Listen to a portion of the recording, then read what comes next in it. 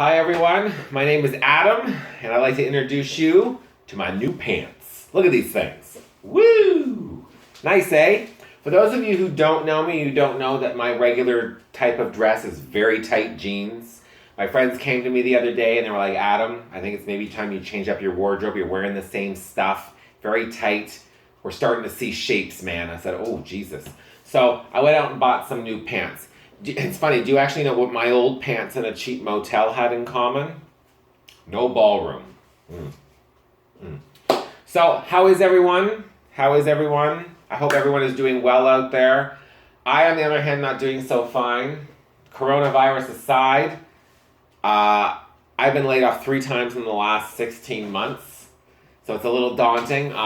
I have no savings really. I'm about as broke as a tooth fairy in a house full of meth heads, if you really want to know.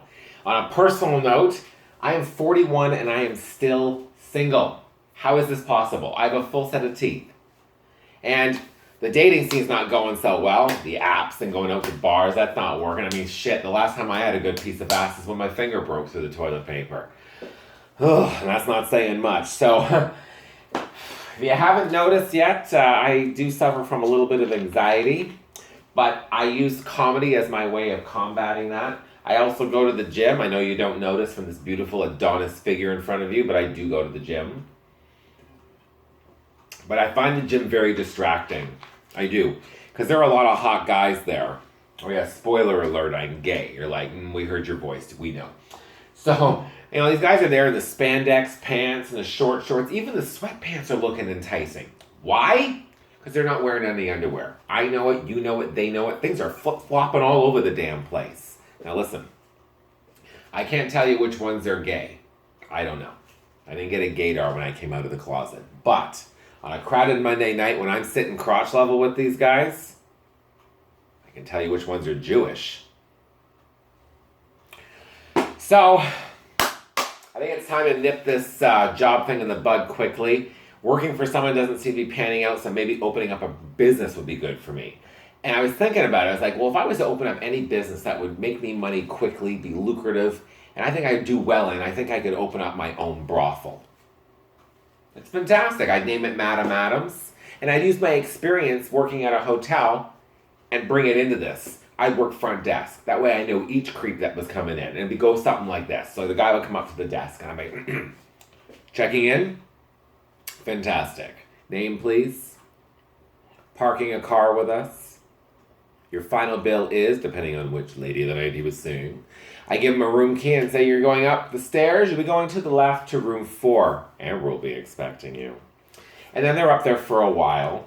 And so I'm downstairs doing a little dusting, making sure my area is neat, watching a little Netflix, smoking a couple joints. Because, well, I smoke weed occasionally every day. I still have people come up to me all the time. They go, Adam. I'm like, yes. You don't need to smoke weed to have fun. And I look at them and I'm like, yeah. Well, you don't need running shoes to run, but it helps, doesn't it? Anyway, so the guys will come down, and I don't want to embarrass them. I want to keep it discreet, but I want to make sure they're returning customers. So I'll give them a little wave as they go by my front desk and a little smile and just simply say, come again.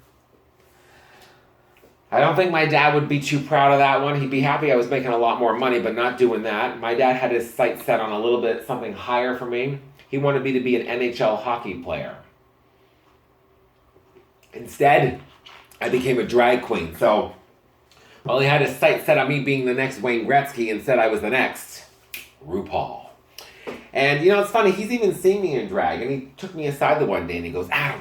I'm like, yes. He's like, you should teach your sister how to put makeup on correctly. You don't even have to know her to know that's true. Whew, I tell you. But anyway, so my dad really wanted me to love the game of hockey, and he built me a rink in my backyard, even signed me up for hockey. I skated on ice like Richard Simmons on ice. Look it up if you don't know him. It was gay. But the last ditch effort, my dad took me to an NHL hockey game. I was about 8 years old. And back then, if you wanted to keep me happy, you kept me fed. That's the rule. And that lasted well until about the second period, until I threw up on a guy's back 2 rows ahead of me. My poor dad instinctively gets up, checks on the guy, and runs up to the concession stand to buy the man a beer. To this day, I do not know why he did not buy him a shirt, But long story short, guess who does not have to participate in anything hockey anymore? Thank you. And even to this day, when my dad mentions, he's like, Adam, do you want to go to a hockey game? I'm like, do you want me to throw up on someone's back? He's like, have a good night. And that's where I'm going to leave it too. Have a good night, everyone. A new video will be coming soon.